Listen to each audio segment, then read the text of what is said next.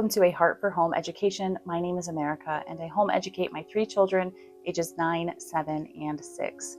Today, I am just going to be sharing with you an update on how things are going, how our homeschool is going, what changes we've made, some of the things that are going really well, and just some general encouragement for this season that we are living in.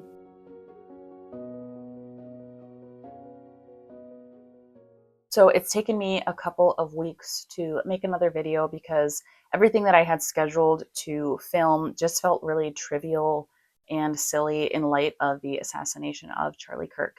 I, along with millions of other Christians, have been grieving that loss, and it really felt kind of silly and disrespectful to come on here and talk about anything other than what was going on, as kind of our hearts were breaking. And so it's taken me some time to be able to actually film this, and it did not feel right for me to just make another video without acknowledging this huge cultural moment, this huge moment that God is using for his glory. And honestly, in those first couple of days after Charlie Kirk's assassination, I really felt discouraged and like, what is the point of all of this? Why am I doing this with my kids when they may just grow up and be killed? And then as I was sitting down to open these fables and fairy tales and read poetry with my children, as these thoughts are running through my head, like, this just feels so empty now, I realized that this is actually the point.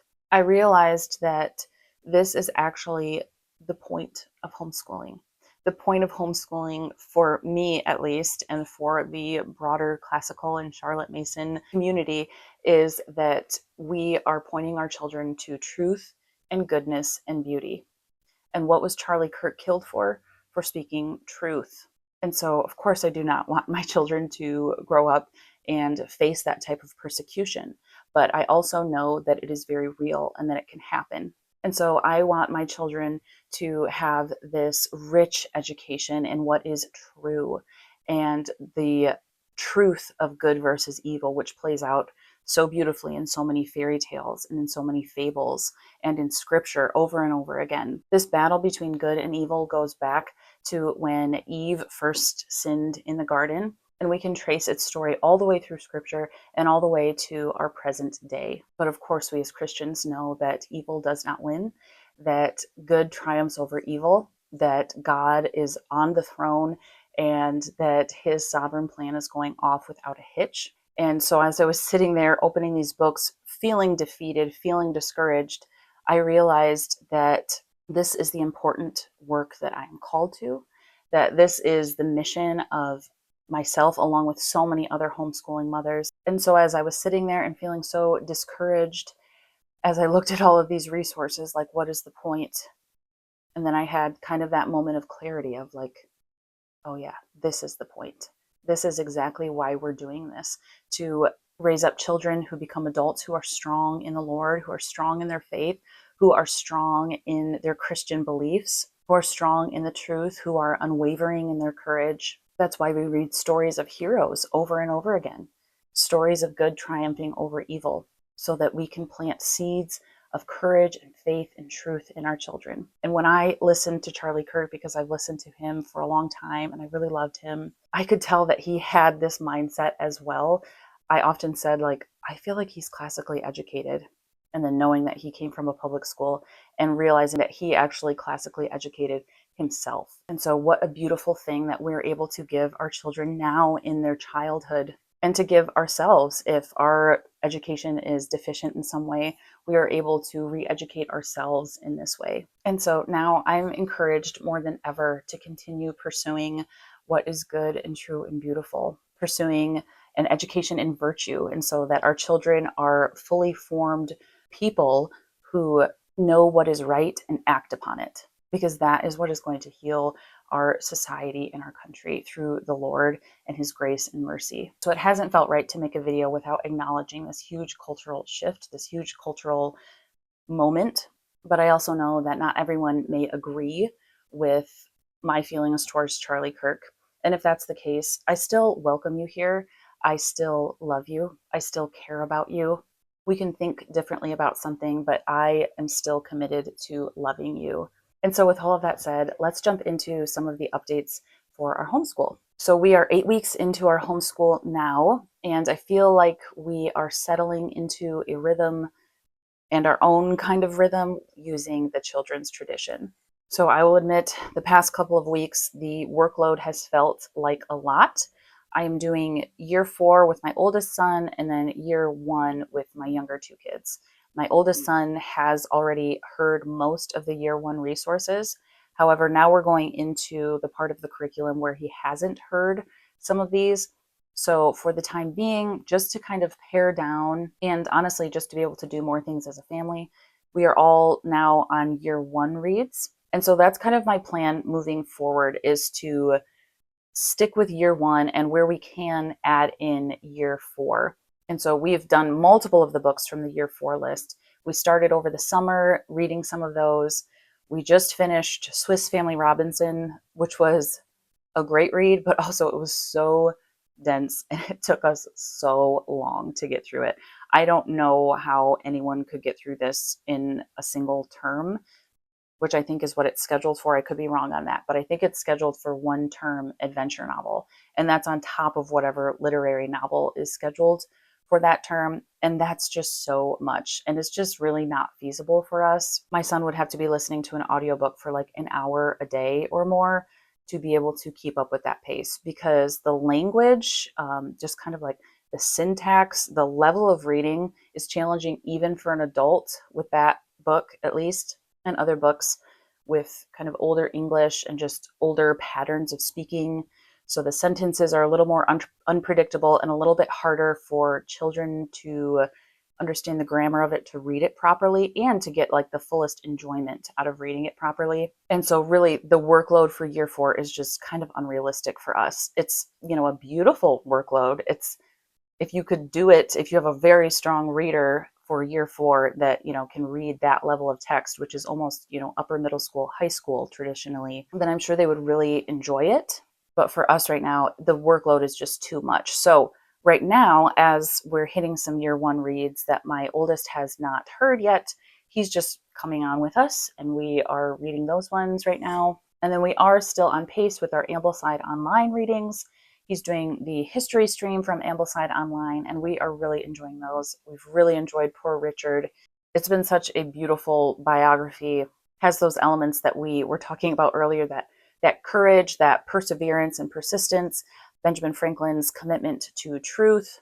And I just think it's such a great read for my son, especially at this age and in this world that we're living in. So we will continue to move forward with year 1, and then as we can during like bedtime readings or family audiobooks, something like that, we will be sprinkling in the year 4 books as well. We just really enjoy doing things together. So it's been kind of hard separating for things, but we just really enjoy it. So I'm going to kind of lean into that and do more of that for the rest of the term and probably heading into term 2 as well.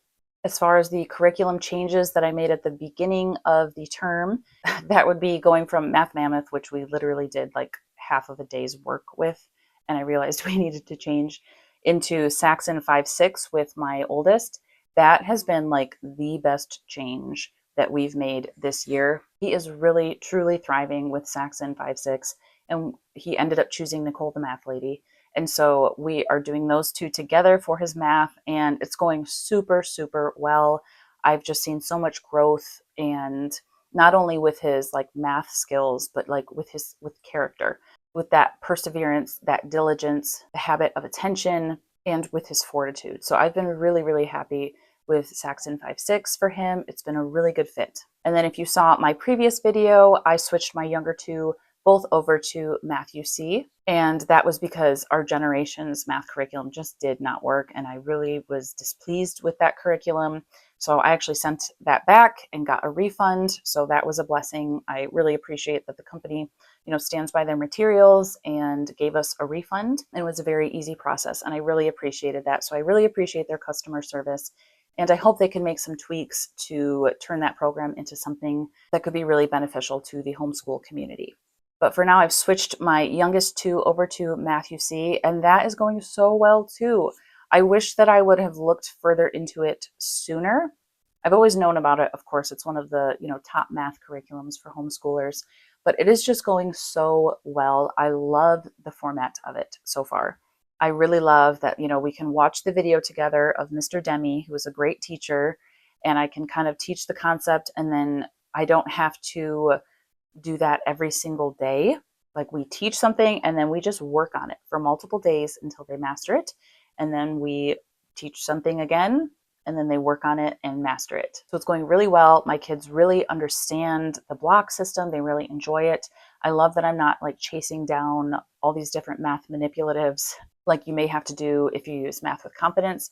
I like that the manipulatives are the manipulatives and they're just right there. And I really think it's cool how he kind of repurposes them for various lessons. So I'm thinking of doing an upcoming video talking about the various math curriculums that we've used and just kind of comparing them, letting people know what may work for you in different situations and scenarios and preferences and learners.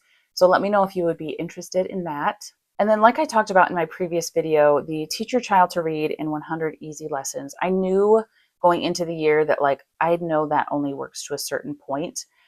I know that some people use it and completely use that alone for their reading and it works for them. But just for some reason, my kids tend to get stuck around lesson 40, lesson 50.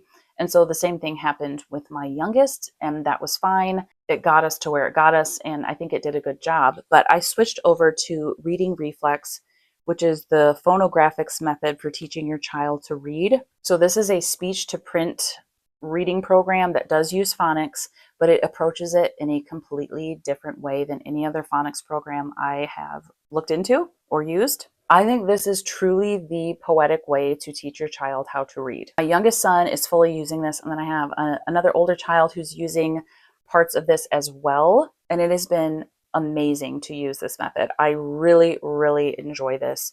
There is not much out there online about this program, so if you'd like me to talk more about it, I can and I will. So the Children's Tradition recommends using Teach Your Child to Read in 100 Easy Lessons, but I really think this is the poetic way to teach your child how to read because it goes off of what they already know in their speech. It teaches the words in a way that it's like, you already know this word. Now this is the sound picture that goes with it. So they call letters and like letter teams sound pictures. And they explain completely why they approach it that way, and it makes so much sense. But I have seen so much growth and like really quick progress using this method, and I just can't believe it hasn't been talked about more. I actually did a consult with, I think she's the head of the phonographics company now, and I did a consult with her for 30 minutes, and it was super helpful. She just kind of gave me an overview of what I should be doing with a particular student, and I really appreciated that.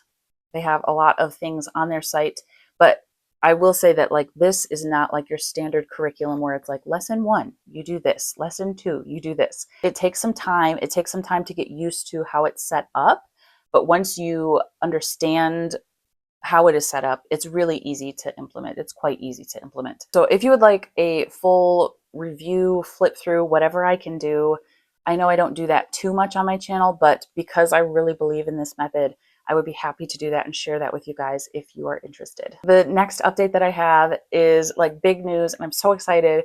We started a co-op.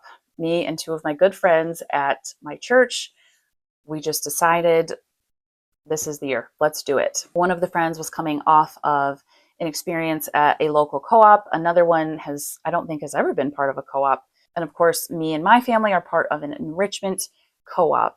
It's not necessarily a co-op because the teachers there are paid and the parents are not required to do anything to contribute necessarily. And so it's referred to as a co-op, but it's really not a true co-op. And so my friends and I just decided that this was the year to start a co-op. And then we also have another local Charlotte Mason mom. And so we just had our first meeting this past week, and it was so much fun. Honestly, I expected to be a little bit like drained afterwards, just like, oh, that was a lot of work. But I felt so energized. It was so much fun. It was so fun to be able to do this in a group setting and to like tailor it to exactly what we want for our kids. We plan to meet twice a month. And so we are very much in the beginning stage, but we have lots of plans and ideas for how this can go. And I'm just so appreciative and thankful to have these friends in my life and to be able to share this similar vision for our children's educations. And so it was just so much fun. It was truly the highlight of the week for us. We are doing things like an opening liturgy, which includes like scripture memory and kind of call and response memory work. One of the moms is doing a drawing lesson. Then I'm teaching some singing, some like folk songs and some hymns. And we hope to have like a performance where the children's families can come and, watch them perform these songs. We did some recitation time, some like public speaking, and hopefully the kids can bring whatever they're working on reciting at home and share it with their friends. We worked on folk dancing. We did some fables and poetry, and then we had some outside nature time. It was so great to be like in community with those other mothers and to just watch our children learn together. It was just a really beautiful thing to witness and to be a part of. So we are very excited and looking forward to more co-ops in the future. I feel like the other big adjustment and change that we've made with our school year is that school just takes up so much time in our day. I honestly feel like it is just like school. School is the first part of our day. And then like I have like an hour, maybe an hour and a half to do like some homemaking. And then like it's dinner time and my husband's coming home. I just don't know where the time goes. I feel like the days just fly by. We do have like a bigger workload this year, having 3 formal lesson students under my care and trying to watch over all of their learning closely. And it's just taking up a lot of time. And it's just taking the time that it needs to take. I don't feel like we're dragging through anything. It's just, it takes a lot of time. And I'm needed in a lot of areas and a lot of directions. So it really has just been very different than I thought it would be. It's just been a lot more work. And it's good work, but it's hard work, but it's good. And the Lord is sustaining me through this work. I have to lean on Him so much for the patience and grace to persevere through these long homeschool days when it feels really tedious, when sometimes I feel like I'm not seeing the fruit of what we're doing. I really just need the Lord's strength to help me to continue and to persevere. Some days are super easy, super great, super enjoyable, but not every day, not every lesson feels like that. Not every lesson feels restful and contemplative and enjoyable. Sometimes it's just like, all right, we have a math lesson to do. Let's do our math lesson. And we're just plodding along. And that's okay. That is definitely part of a realistic homeschool life. Not everything feels so beautiful and so full of joy and peace. So I really feel like I'm doing kind of like bare minimum homemaking. I hardly ever sit down to read a book during the day. So my mother culture has definitely been in the evenings or on the weekends. It has scaled back a ton just because I'm so needed during the day for homeschooling. And then like I have to move on to homemaking and getting dinner ready and, getting things ready for, whether we have piano lessons, dance, jujitsu, whatever it is, church friends coming over or our Wednesday night church, we share a meal together every week. So I just have a lot to do. And they're good things. They're things that I feel like the Lord has solidly put on my plate as my responsibility. And so some days I'm only reading at bedtime, and that's okay. Some days I'm just reading, while my daughter is at ballet or something. It's definitely not been like I have 30 minutes or an hour to sit on my porch swing and read a book. Those days seem to be gone. Will they come back? I don't know. But I'm just trying to accept that this is what my kids need of me right now. All these extracurriculars. We don't do that many extracurriculars, but all of them add value and enrichment to my children's lives. They help them to rule over their own bodies. I was talking with my son's piano teacher yesterday, and we were talking about the contrast of my son being in piano and jujitsu and how they seem like they're on opposite ends of the spectrum, but both are teaching them to rule over his body in self-control, which is something that we need to train our children up in. And so it's important for our children to be doing these things. But in this season, it's adding a lot to my plate. And I'm just coming to the Lord each day for renewal and, each hour and through tough lessons that God would give me and fill me with His Spirit and His strength to sustain me through these days. Because really, it's my comfort and my preference that I would just have a clear schedule and days spent at home and only at home. And I do get those days interspersed, and we tend to have a lot of free time on the weekends. So I do get those days, but my flesh and my comfort would desire, 4 days at home and only 1 day out.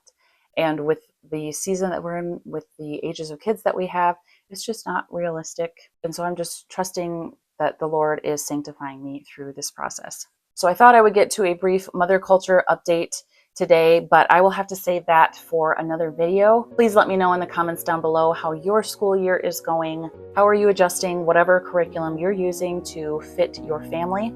I thought it was really nice that Amanda, who is the creator of the children's tradition in the tool shed, she just kind of shared with some people who were feeling like the pace was brisk and feeling like they were falling behind. Amanda just shared, like, you just are where you are in the curriculum. You're not behind, you just are where you are. As long as you are, putting in the work and being diligent and faithful and stewarding your children's education well, you just are where you are. And so if it takes you 4 months to get through Swiss Family Robinson like it took us, then you just are where you are. And the point isn't to get through all of these books, but to let these books get through to us and penetrate our hearts with truth, with inspiring ideas, and to bolster up our courage and our character and help us to live virtuous lives. So thank you so much for watching. Thank you so much for being here. Like I said, please let me know down below how your school year is going. I really want to hear from you. I've missed chatting with you guys in the couple of weeks that I've taken off. Thank you so much for watching, and I will see you in the next video.